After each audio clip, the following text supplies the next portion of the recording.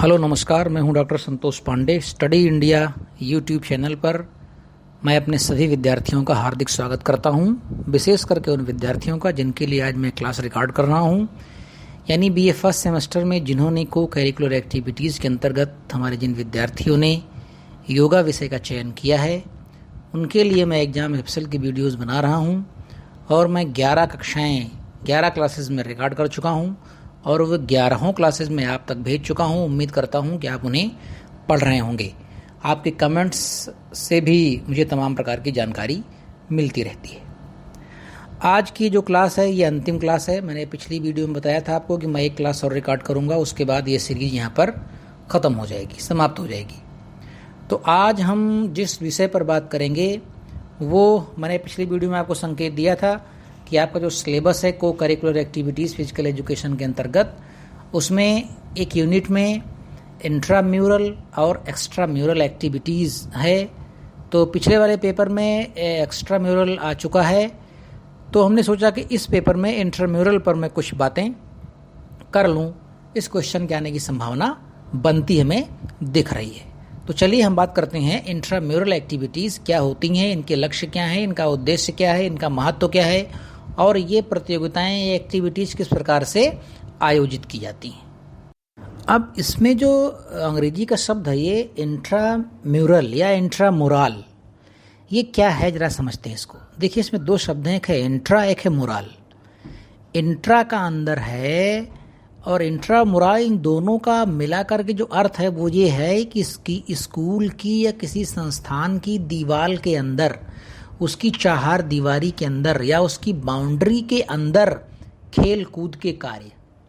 Intramural या intramural का अर्थ है किसी भी संस्था, स्कूल, कॉलेज की बाउंड्री के अंदर खेल कूद के जो कार्य होते हैं, स्कूल के विद्यार्थियों के द्वारा आपस में जो खेल कूद चलाए जाते हैं, खेल कूद की एक्टिविटी चलाई जाती हैं, उसे इंट्राम्यूरल कहते हैं। इंट्राम्यूरल एक्टिविटीज़ का जो प्रमुख उद्देश्य है उसके लिए एक नारा दिया गया है, क्या? प्रत्येक के लिए खेल तथा खेल प्रत्येक के लिए। प्रत्येक के लिए खेल तथा खेल प्रत्येक के लिए। तो इंट्राम्यूरल का सीधा सा मतलब होता है किसी संस्थान या विद्यालय या महाविद्यालय या स्कूल के अंदर विद्यार्थियों के द्वारा आपस में चलाए गए खेल कूद के कार्यक्रम। ये इसका मूल अर्थ होता है इंट्राम्यूरल का। इंट्राम्यूरल एक्टिविटीज़ के अंतर्गत क्या होता है कि प्रत्येक विद्यार्थी को सबसे बड़ी बात है कि इच्छापूर्वक भाग लेने का समय मिलता है। क्यों? क्योंकि एक ही स्कूल के विद्यार्थी आपस में एक दूसरे से कंपटीशन करते हैं, खेलते हैं, जीतते हैं और हारते हैं। तो इसलिए शारीरिक शिक्षा के अंतर्गत ये बहुत ही इंटरटेनिंग एक्टिविटीज़ होती हैं। इसका जो दूसरा प्रमुख लाभ ये है कि होता क्या है कि जब आप बाहर खेलने जाते हैं किसी दूसरे कॉलेज में, तो आपके कॉलेज का जो औसत विद्यार्थी होता है वो छांट दिया जाता है। किसी भी कॉलेज का जो श्रेष्ठ विद्यार्थी होता है उस खेल का, वही बाहर जा कर के खेल पाता है, बाकी खिलाड़ी नहीं जा पाते हैं। लेकिन इंट्राम्यूरल में ये बाधा नहीं है। इंट्राम्यूरल में क्या होता है, अच्छे विद्यार्थी तो खेलते ही हैं, जो औसत विद्यार्थी होते हैं प्रत्येक खेल के, उन विद्यार्थियों को भी खेलने का बड़ा बढ़िया अवसर मिलता है। और इससे उनके अंदर कौन सी भावना डेवलप होती है? उनके अंदर कंपटीशन की भावना डेवलप होती है। उसके अंदर उन विद्यार्थियों के अंदर स्पर्धा की भावना डेवलप होती है और वे क्या करते हैं, खेल को इंटरटेन करते हैं, खेल का आनंद लेते हैं और खेल में वे सीखते हैं। इसको कहते हैं ना खेल खेल में सीखना। तो खेल खेल में वे सब सीखते हैं हमारे अभी सभी सारे ऐसे बच्चे इंट्राम्यूरल एक्टिविटीज़ के अंतर्गत। ठीक, ये इसका मेन ध्येय और मेन उद्देश्य है। अगर हम बात करें कि इंट्राम्यूरल के लक्ष्य क्या क्या हैं, तो कुछ लक्ष्यों पर जरा बात करके देख लेते हैं कि क्या लक्ष्य हैं इंट्राम्यूरल एक्टिविटीज़ के। तो इसका जो पहला लक्ष्य है वो ये है कि यहाँ पर ये नहीं देखा जाता है कि कौन सा विद्यार्थी हमारा सर्वश्रेष्ठ खिलाड़ी है। बेस्ट स्पोर्ट्समैन को हम यहाँ पर नहीं चुनते हैं।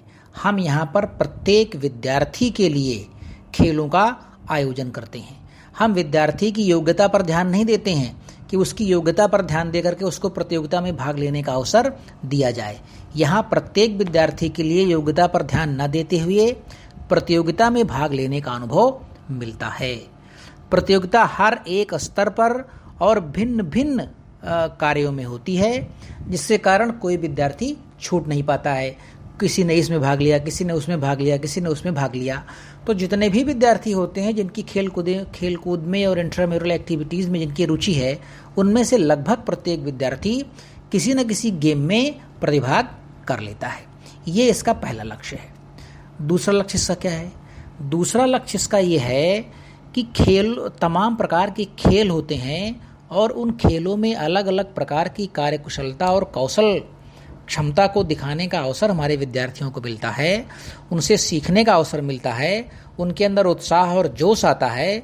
इसलिए इसका दूसरा लक्ष्य है कि हमारे विद्यालय के प्रत्येक विद्यार्थी को खेलने का जोश, जुनून, उत्साह और तमाम प्रकार के अपने कौशल दिखाने का अवसर प्राप्त होता है। ये इसका दूसरा लक्ष्य है। अब अगर हम तीसरे लक्ष्य की बात करें तो क्या है कि हमारे प्रत्येक विद्यार्थी के अंदर क्या क्या चीज़ें डेवलप होती हैं इससे। एक तो डिसिप्लिन का डेवलपमेंट होता है कि किस प्रकार से आप जानते हैं कि खेल बहुत डिसिप्लिन्ड तरीके से खेले जाते हैं।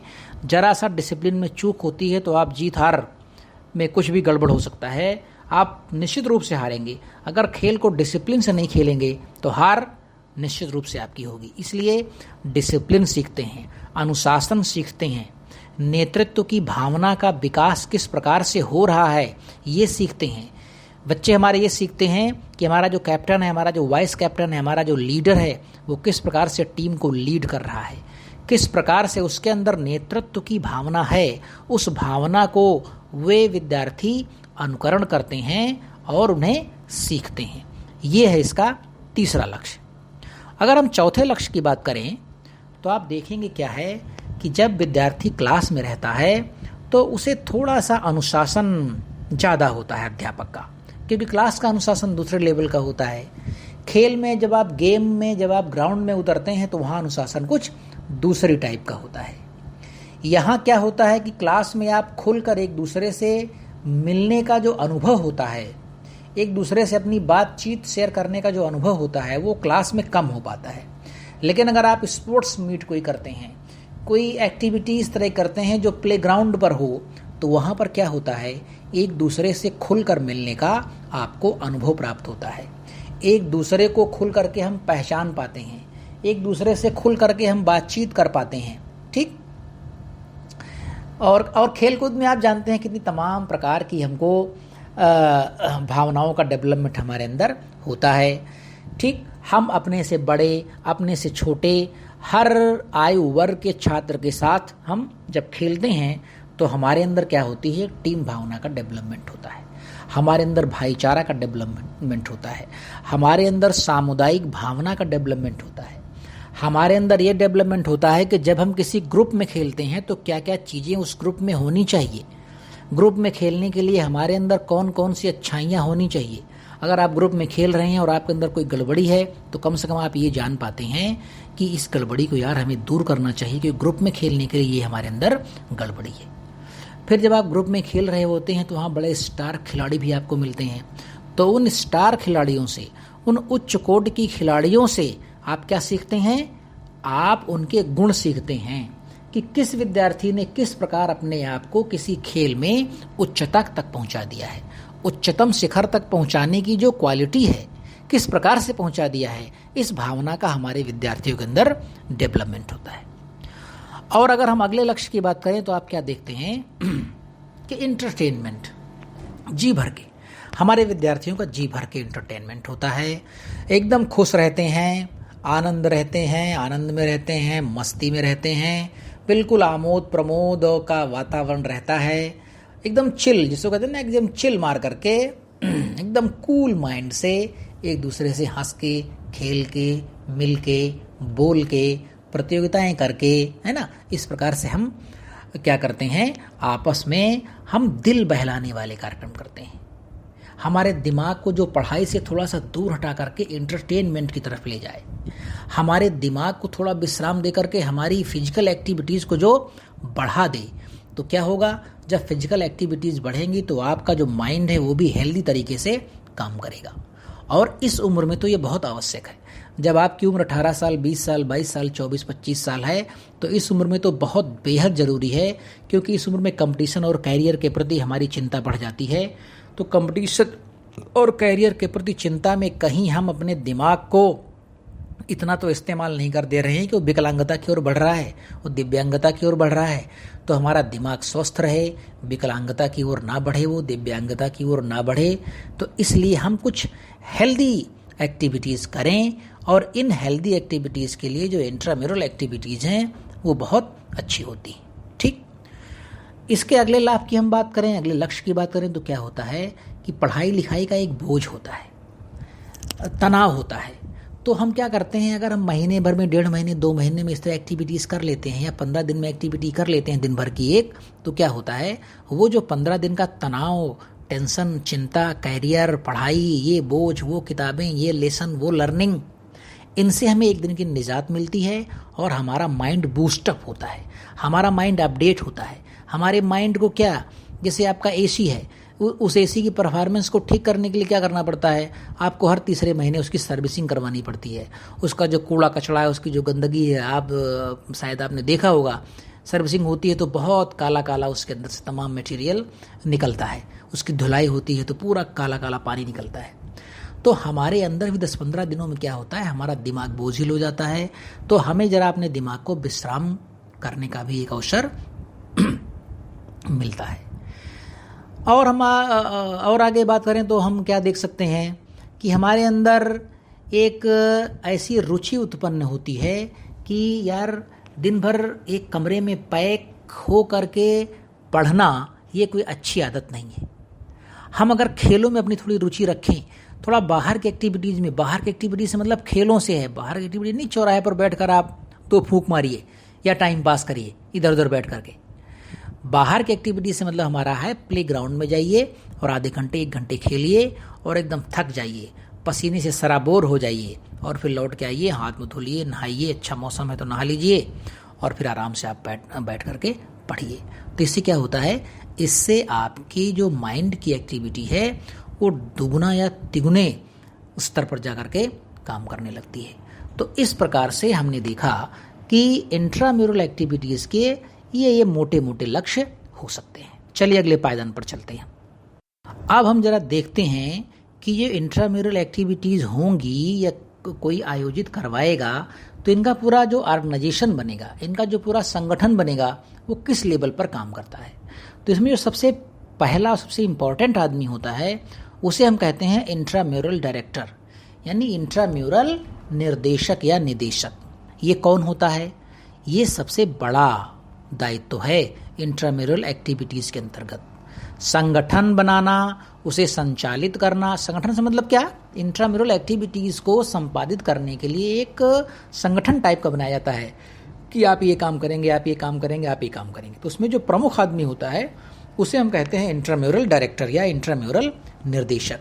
तो इंट्राम्यूरल निर्देशक हम किसे बनाएंगे, सबसे पहली बात तो ये, तो आप ये जान लीजिए कि इंट्राम्यूरल जो कमेटी आपकी बनी हुई है उसमें सबसे सीनियर आदमी हो।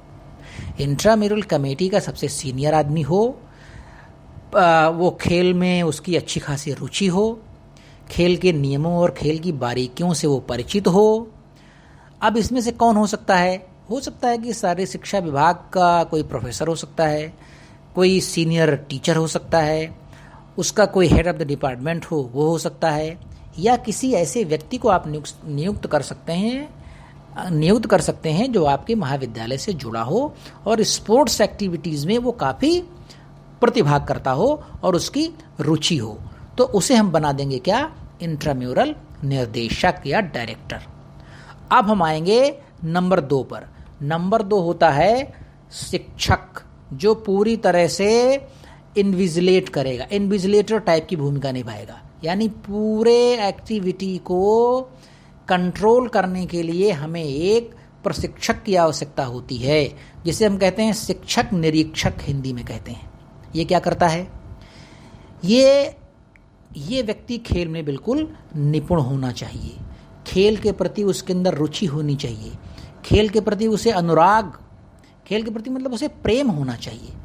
और जितनी ये क्या करता है, जितनी भी एक्टिविटीज़ होती हैं सब इसी की देख रेख में होती हैं।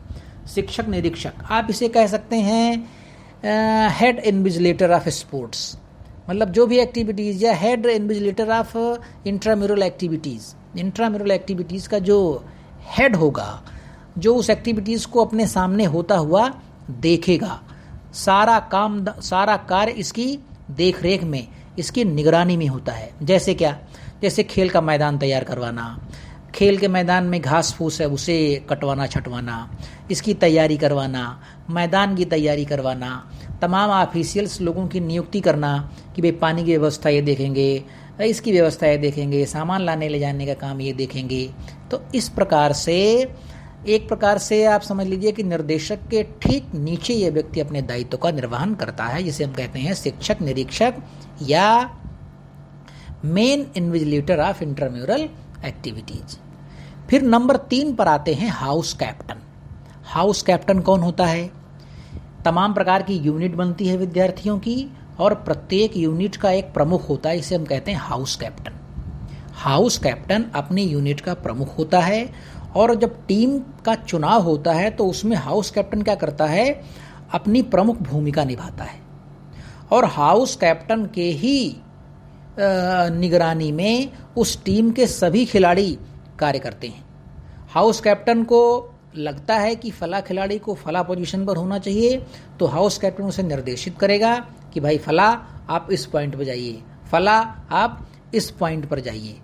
तो इंट्राम्यूरल कमेटी का ये भी एक बहुत इम्पॉर्टेंट आदमी है, और ये स्टूडेंट्स और टीचर इन सबके सहयोग से किसी न किसी को हाउस कैप्टन बनाया जाता है या बनाया जाएगा, जो विद्यार्थी अपनी कमेटी का लीडरशिप कर सके, नेतृत्व कर सके, और उस खेल को अच्छी तरह से वो जानता हो।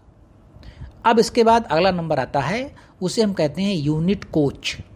यूनिट कोच का मतलब क्या? जैसे आपने हाउस कैप्टन देखा जो ये अपने यूनिट का प्रमुख होता है, उसी प्रकार से प्रत्येक हाउस का अपना कोच हो सकता है। प्रत्येक हाउस का अपना कोच होगा जो उसे प्रशिक्षण दे। अगर ऐसा संभव है किसी इंट्राम्यूरल एक्टिविटीज़ के अंतर्गत कि प्रत्येक हाउस का अपना कोच हो, तो उसे हम कहेंगे यूनिट कोच। ये क्या करता है? ये उनको अभ्यास करवाता है, प्रशिक्षण देता है, तमाम नियमों और खेल की बारीकियों से उन्हें परिचय करवाता है। आप किस प्रकार से अनियमितताएं करने से बचेंगे ये बताता है, किस प्रकार से आप फाउल होने से बचें ये बताता है, किस प्रकार से खेल को हम जीत सकते हैं वो ये बताता है। इसे हम कहते हैं यूनिट कोच। इसके बाद फिर आता है टीम कैप्टन। प्रत्येक टीम के लिए क्या किया जाता है? एक कैप्टन को नियुक्त किया जाता है। वो क्या करता है? वो एक तालिका जो होती है जिसमें स्थान, समय, खेल, दिनांक ये सब दिए होते हैं, वो अपने पास रखता है, और टीम की जितनी भी एक्टिविटी होती है खेल के मैदान में, उन सभी एक्टिविटीज़ का ये प्रमुख होता है टीम कैप्टन। अब अगली जो हमारी कमेटी होती है उसे हम कहते हैं इंट्राम्यूरल कमेटी। ये बहुत डेमोक्रेटिक कमेटी होती है, बड़ी लोकतांत्रिक प्रजातांत्रिक कमेटी होती है। ये आपस में 4-6 लोग होते हैं जो आपस में मिल करके कमेटी का गठन करते हैं। इसमें सभापति हो सकता है, हेड हो सकता है, इसका मंत्री हो सकता है, और इसके कोषाध्यक्ष होते हैं। ठीक, अगर हम किसी अन्य विशेष पदों की बात करें तो प्रोजेक्ट ऑफिसर हो सकता है, सूचना ऑफिसर हो सकता है, पुरस्कार की कमेटी हो सकती है, जलपान की कमेटी हो सकती है। इस तरह की तमाम कमेटियों का गठन कर सकते हैं। तो इन्हें हम क्या कहते हैं? इन्हें हम कहते हैं कि इंट्राम्यूरल कमेटी के ये सब सदस्य हैं, और इनको अलग अलग प्रकार की जिम्मेदारी दी गई है। अब हम अगले स्टेप में ये जानेंगे और सीखेंगे कि इंट्राम्यूरल एक्टिविटीज़ के अंतर्गत हम कौन कौन सी एक्टिविटीज़ कर सकते हैं। तो देखिए, ऐसा है कि अपने विद्यार्थियों की रुचि का हम ध्यान रखेंगे कि हमारे विद्यार्थी किस प्रकार के खेलों में उनकी रुचि ज़्यादा है। दूसरा ख्याल क्या रखेंगे कि जैसे मान लीजिए कि रुचि हमारी किसी खेल में है, लेकिन उस खेल के उपकरण हमारे पास उपलब्ध नहीं है, तो हमें ये भी ध्यान रखना पड़ेगा कि हमारी रुचि किस में है हमारे विद्यार्थियों की, और उस रुचि के अनुसार हमारे पास सुविधाएं उपलब्ध हैं या नहीं। तो सुविधाओं और रुचियों, इन दोनों को कोऑर्डिनेट करते हुए हम तमाम प्रकार की एक्टिविटीज चुन सकते हैं। जैसे एथलेटिक्स के अंतर्गत आप दौड़, लंबी कूद, ऊंची कूद, बाधा दौड़ हैं। दौड़ में भी कई प्रकार की दौड़ होती हैं। आप 100 मीटर कर सकते हैं, 200 मीटर कर सकते हैं, 400 मीटर कर सकते हैं, 800 मीटर कर सकते हैं, 1 किलोमीटर कर सकते हैं। मतलब जिस प्रकार की आप ये प्रतियोगिताएं आप करना चाहें। ठीक, तमाम प्रकार के इंडियन खेल जो गांव गली मोहल्लों में होते रहते हैं, उन खेलों का आयोजन कर सकते हैं आप। छोटे खेल कर सकते हैं, बड़े खेल कर सकते हैं, इंटरटेनमेंट के तमाम आप कार्यक्रम कर सकते हैं, मनोरंजन के कार्यक्रम जैसे अंत्याक्षरी हुआ है, और इस प्रकार से तमाम खेल छोटे मोटे ऐसे होते हैं जिनमें मनोरंजन कार्यक्रम आप कर सकते हैं। कमरे के अंदर कुछ तमाम प्रकार के खेल होते हैं जो आप उन एक्टिविटीज़ में शामिल कर सकते हैं। कुछ खेल ऐसे होते हैं जो कमरे के अंदर संभव नहीं है, आपको उनको प्लेग्राउंड में या बड़े ग्राउंड में खेलना पड़ेगा, तो आप उनमें कर सकते हैं। आप वाटर एक्टिविटी कर सकते हैं। पानी के अंदर अगर ऐसी व्यवस्था है आपके महाविद्यालय विद्यालय संस्थान में कि जो पानी के अंदर एक्टिविटीज हो सकती हैं, तो स्विमिंग टाइप की इस तरह कुछ आप कर सकते हैं। ठीक, स्काउटिंग के कार्यक्रम आप कर सकते हैं। अपने मन को बहलाने के लिए तमाम प्रकार के कार्यक्रम हैं जो आप कर सकते हैं। कुल मिलाकर के इन सारी एक्टिविटीज़ का उद्देश्य है हमें नैतिक रूप से, चारित्रिक रूप से, मानसिक रूप से, भौतिक रूप से हमें फिट और स्वस्थ रखना। तो ये हैं इंट्राम्यूरल एक्टिविटीज के कुछ कार्यक्रम। चलिए अब जरा अगले पायदान पर हमें देखेंगे कि इंट्राम्यूरल एक्टिविटीज के लिए बेहतर समय क्या हो सकता है, टाइमिंग इसकी क्या हो सकती है। देखिए, इसके लिए कोई हार्ड एंड फास्ट रूल नहीं है, ये आपकी टोटली आपकी सुविधा पर निर्भर करता है, आपके महाविद्यालय की सुविधा पर, विद्यार्थियों की सुविधा पर, अध्यापकों, प्राध्यापकों, शिक्षकों की सुविधा पर निर्भर करता है कि आप इंट्राम्यूरल एक्टिविटीज का समय निर्धारित आप कैसे कर सकते हैं। जैसे मान लीजिए कि आपने ये कर दिया कि भाई स्कूल के 1 घंटे पहले, ऐसा कर सकते हैं आप। या आप क्या कर सकते हैं, स्कूल के छुट्टी होने के बाद आप कर सकते हैं। या आप क्या कर सकते हैं, आप दोपहर में 1 घंटे का ब्रेक लेकर के, जैसे मान लीजिए 45 मिनट का इंटरवल होता है, तो 45 मिनट और 90 मिनट का आप कोई कार्यक्रम कर सकते हैं। ठीक, या हफ्ते में कोई एक दिन आप डिसाइड कर लें, एक दिन, जैसे क्या, सैटरडे को लंच के बाद 4 बजे तक हम इंट्राम्यूरल एक्टिविटीज के लिए समय देंगे, जिसमें ये सब कार्यक्रम हो सकते हैं। सैटरडे को, प्रत्येक सैटरडे आप ऐसा कर सकते हैं। छुट्टियों के दिन में तो संभव नहीं है क्योंकि विद्यार्थियों को आने में फिर दिक्कत होगी, तो ये बेहतर है कि जिस दिन कॉलेज खुला हो, सप्ताह का अंतिम दिन जो होगा वो कॉलेज खुला हो, उस दिन हम इसे कर सकते हैं आयोजित। हाँ, ऐसा भी कर सकते हैं, जैसे आपने देखा होगा कि रेंजर्स और रोवर्स के कैंप लगते हैं, तो आप 2 दिन का कैंप लगा दीजिए, आप कर सकते हैं। रात्रि के समय भी कर सकते हैं, अगर आपका बोर्डिंग स्कूल है तो रात्रि के समय आराम से कर सकते हैं, शाम को 7 बजे से लेकर के 9-10 बजे तक। मैंने 2-3 कार्यक्रमों में इस तरह से हिस्सा लिया है, जहाँ पर मैं 21 दिन की मैंने 2 ट्रेनिंग की हैं जब मैं ग्रेजुएशन में था। तो वहाँ पर क्या होता था, वहाँ सुबह 7 बजे से लेकर के रात 10 बजे तक के कार्यक्रम आयोजित किए जाते थे। ठीक, और रात 10 बजे के बाद भोजन होता था और 11 बजे आपको विश्राम करना है और सुबह 5 बजे विषय होगी और से फिर से उठना है। तो रात में भी आप इस तरह कार्यक्रम कर सकते हैं, शाम 7 बजे से रात 9 या 10 बजे तक। ठीक, तो इस तरह का आप कार्यक्रम कर सकते हैं। हाँ, अगर आप चाहें तो 6 महीने में एक कोई बड़ा कार्यक्रम कर सकते हैं, हर 6 महीने पर, या साल में कोई एक वार्षिक इस तरह कार्यक्रम कर सकते हैं। दूसरा क्या कर सकते हैं आप, दूसरा आप ये कर सकते हैं कि भाई जो प्रतियोगिताएं आप करें उनमें जो छात्र विजयी हों या फर्स्ट सेकंड थर्ड पोजीशन पर आएँ, उन्हें एक छोटा मोटा कोई ना कोई पारितोषिक आप जरूर दें, कोई उन्हें पुरस्कार दें।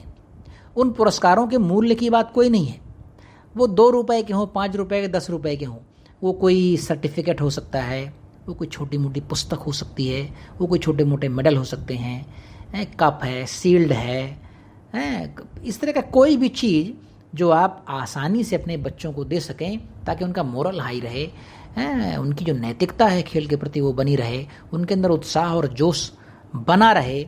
इसलिए इन चीज़ों की आवश्यकता होती है कि हम बच्चों को कुछ पारितोषिक दे करके उन्हें सम्मानित करें। अब हम बात करेंगे अगले पायदान पर कि इंट्राम्यूरल एक्टिविटीज़ के कुछ नियम, 2-4 नियम हो सकते हैं। क्या? पहला नियम तो ये हो सकता है कि जो विद्यार्थी है वो अपनी टीम में खेले, प्रत्येक विद्यार्थी एक टीम में खेले। अगर आप किसी टीम में हैं तो उसी टीम में, ऐसा नहीं कि आज एक टीम में, कल दूसरी टीम में, परसों तीसरी टीम में। अगर ऐसा करेंगे तो सारे विद्यार्थियों को प्रतिभा करने का अवसर नहीं मिलेगा।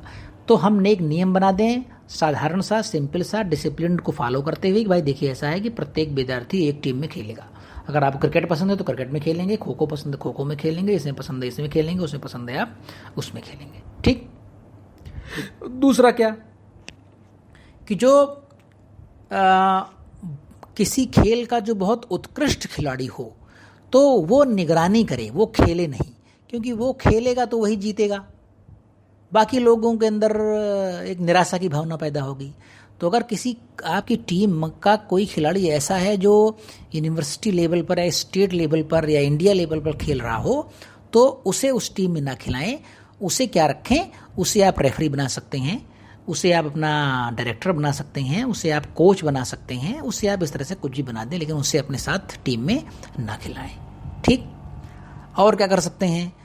और हम ये कर सकते हैं कि आप बता दें बच्चों को कि अगर आप कोई ऐसा गैर सामाजिक, गैर कानूनी या गैर शारीरिक शिक्षा के अलावा कुछ जो एक्टिविटीज़ अगर आप करेंगे तो आपको दंडित किया जाएगा और खेल से आपको निकाल दिया जाएगा।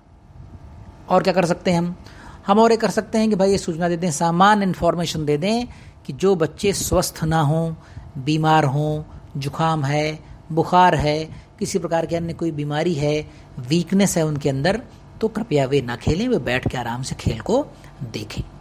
बस इस तरह के कुछ बातें हो सकती हैं और इनके लिए किसी विशेष नियम और मानक की आवश्यकता नहीं होती है। चलिए कुछ अगले पॉइंट की बात करते हैं। अब हम इस क्लास की अंतिम बात करेंगे और अंतिम बात हम ये करेंगे कि जो इंट्राम्यूरल एक्टिविटीज़ की अभी तक हम बात कर रहे थे, इनका प्रचार प्रसार कैसा हो, कैसे बताया जाए कि हमारा विद्यालय इस प्रकार की एक्टिविटीज़ फला दिन आयोजित करेगा। तो सूचना देने के तमाम माध्यम हैं। आजकल तो आप जानते हैं कि हर विद्यालय में व्हाट्सएप ग्रुप बने हुए हैं, टेलीग्राम ग्रुप बने हुए हैं। आप सीधे सीधे उस टेलीग्राम ग्रुप पर, व्हाट्सएप ग्रुप पर ये सूचना डाल दीजिए, क्योंकि बहुत से विद्यार्थी होते हैं जिस दिन आपने सूचना दी उस दिन वो नहीं आए। तो इस तरह से आप सोशल मीडिया का इस्तेमाल करके, सोशल मीडिया का प्रयोग करके आप विद्यार्थियों तक इंट्राम्यूरल एक्टिविटीज़ के बारे में अपनी सूचनाएं प्रेषित कर सकते हैं। दूसरा आप क्या कर सकते हैं, विद्यालय की पत्रिका में आप डाल सकते हैं, पर्चे बनवा सकते हैं, पोस्टर बनवा सकते हैं, जो दैनिक समाचार पत्र आते हैं इनमें आप सूचनाएं दे सकते हैं। ठीक। आपका जो नोटिस बोर्ड है महाविद्यालय कॉलेज संस्थान का, आप वहाँ पर नोटिस चस्पा कर दें, कोई आकर्षक सा आप पंपलेट टाइप का बनवा लें और उसे वहाँ पर लगा दें। तो इस तरह से आप क्या कर सकते हैं, इस तरह से आप इंट्राम्यूरल एक्टिविटीज़ के बारे में प्रचार प्रसार आप कर सकते हैं। ठीक। तो मोटा मोटा हमने आज ये जाना, और मैं इस क्लास को यहीं पर समाप्त करूँगा। मोटा मोटा हमने ये जाना कि इंट्राम्यूरल एक्टिविटीज़ क्या हैं, इनका मतलब क्या है, इनका आशय क्या है, इनका लक्ष्य क्या है, इनका उद्देश्य क्या है, ये किस प्रकार से आयोजित की जा सकती हैं या की जाएंगी या की जाती हैं। हमने कमेटी के भी बारे में मोटा मोटा ये जान लिया कि कमेटी में हमारे कौन कौन से लोग हो सकते हैं। हमने कुछ डिसिप्लिन और खेल और नियम की बात कर ली। हमने इसकी प्रचार प्रसार की सामग्री कैसे तैयार कर सकते हैं, इन सब के बारे में हमने बात मोटी मोटी कर ली है। और मैं इस क्लास को यहाँ पर समाप्त करूँगा और आपको ये बताते हुए कि ये इंट्रा को करिकुलर एक्टिविटीज़ के अंतर्गत जो एग्ज़ाम स्पेशल वीडियोस की मैं सीरीज़ बना रहा हूँ उसकी अंतिम क्लास है। और मैं उम्मीद करता हूँ कि ये जो मैंने 12 क्लास ली है, इस 12 क्लास में से आपके एग्जामिनेशन में सवाल आने की हमें उम्मीद है। क्यों उम्मीद है? क्योंकि आपके सिलेबस के अनुसार मैंने प्रयास किया है कि जो क्वेश्चन इंपॉर्टेंट हो उनको बनाया जाए। तो मैंने ये 12 महत्वपूर्ण क्वेश्चन बनाए हैं और उम्मीद करता हूँ कि आप इन्हें अच्छे से पढ़े लिखेंगे, और ये भी उम्मीद करता हूँ कि पेपर में इनसे कुछ ना कुछ सवाल आपको जरूर आएगा। मैं फिर से बता दूँ आपको कि कोई गारंटी नहीं है कि मैंने जो क्लास ली है यही पेपर में आएगी। बिल्कुल इस धोखे में मत रहिएगा। हाँ, इतना ज़रूर है कि जो भी सवाल मैंने रिकॉर्ड किए हैं ये सभी मोस्ट इम्पॉर्टेंट क्वेश्चंस की श्रेणी में आते हैं। बस। तो मेरे विद्यार्थी मेरे साथ इतनी देर तक बने रहते हैं, इतनी देर तक आप मेरे साथ बने रहते हैं, इसके लिए मैं अपने सभी विद्यार्थियों का आभारी हूँ कि आप पढ़ लिख रहे हैं, अच्छे से अपने कंपटीशन की तैयारी कर रहे हैं। तो बस ऐसे ही पढ़ते लिखे रहिए, मस्त रहिए, और अगले वीडियो में हमारी आपसे मुलाकात होगी। हमें कमेंट करके आप ज़रूर बताएं कि ये क्लास आपको कैसी लगी। बहुत जल्द हमारी आपसे मुलाकात होगी। नमस्कार।